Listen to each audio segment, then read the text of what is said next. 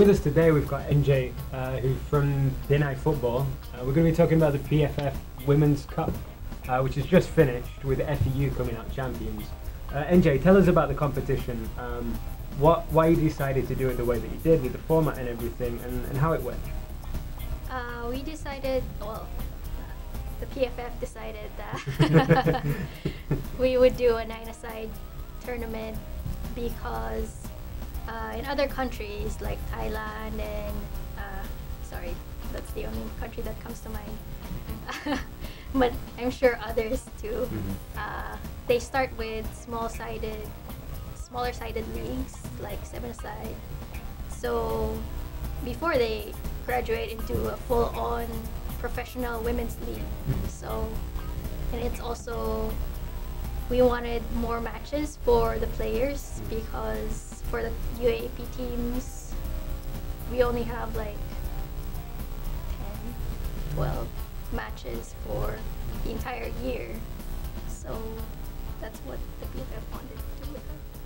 Yeah, it was great because, as you said, with the smaller sided games, you get much more touches on the ball. It's much more about development of the players, which is great. So tell us how it went. It went really well, I think. The club teams did fought for their lives, basically.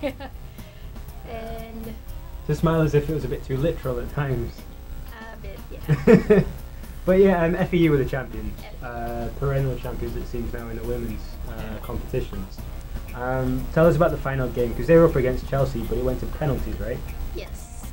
So FEU and Chelsea, FEU scored first in the 7th minute, and the entire time Chelsea was fighting. So, yeah, it was on for a fight. I think we were chasing the game for most of the match, and they got rewarded with minutes left until full time with the equalizer. And I think they could have won it in extra time, but FU's defense held firm and went straight to penalties, and FU prevailed. So it was a good game either way. Yeah, because it was 30 minutes, right? Yes. For the 9-a-side. 10 minutes additional time. So what's the things we can take away from this, the development of it, what it's achieved as a competition? I think the major takeaway is that the PFF is actually putting their hand on women's football. They really wanted to grow, and it's not just Pinay Futbol anymore doing everything, so that's a major plus. And we saw Menjola FC and Benil play, which was a good addition, I think. Yeah, because I know some of the girls as well in there. I mean, Joy, she was a goalkeeper from the Street Chart World Cup team. Yes. Then Yanzi, who was she was our left winger. She's at UP now. And then Erica, who was one of the coaches, she played in 2010. She's at Benil. So that was really nice to see everyone playing it. Now there's a place for women's football too. So in that respect, how important is women's football to Philippine football in general? General. And the way it's developed, and the way it's developed over the last couple of years. I think we're slowly getting to that point where people are seeing that it's important for women and girls to be playing, because the U14 national team recently placed second, and then the Street Trial World Cup team, also your team, they also placed second. And I think if we put more focus on these girls, we'll be able to reach the World Cup in 2023. So that's the aim, 2023 World Cup. Yes. Sounds great. Yeah, I'm excited for that. Yeah, it happens. Yeah, it'd be really good.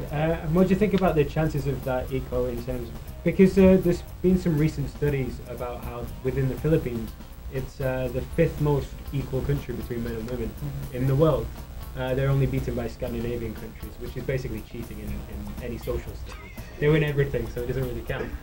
So, but it's a great record in terms of and a thing that the Philippines should be proud of. Yeah. So how can this be tapped into more?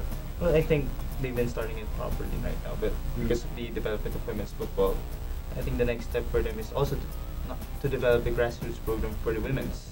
I think a number of clubs have been doing the initiative for it. A number of schools also have been doing it.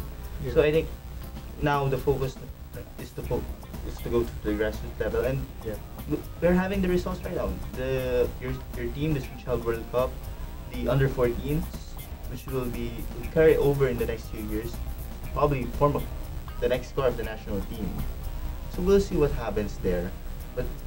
But what they have done, it's the first step. It's a major step for development of women's football. Absolutely, just have the place where girls can look up to and say, oh, we can still play at university, in clubs, and everything there. So that's great. So congratulations on how the PFF Pinay Futbol Women's Cup went. Congrats to FEU, to Coach Let there. I think she's had a great year so far with the under-14s, with the FEU senior teams and everything going on there. So congrats to everyone involved there. Follow us in at FTW Sports. We'll give you all the updates with what progresses next for women's football.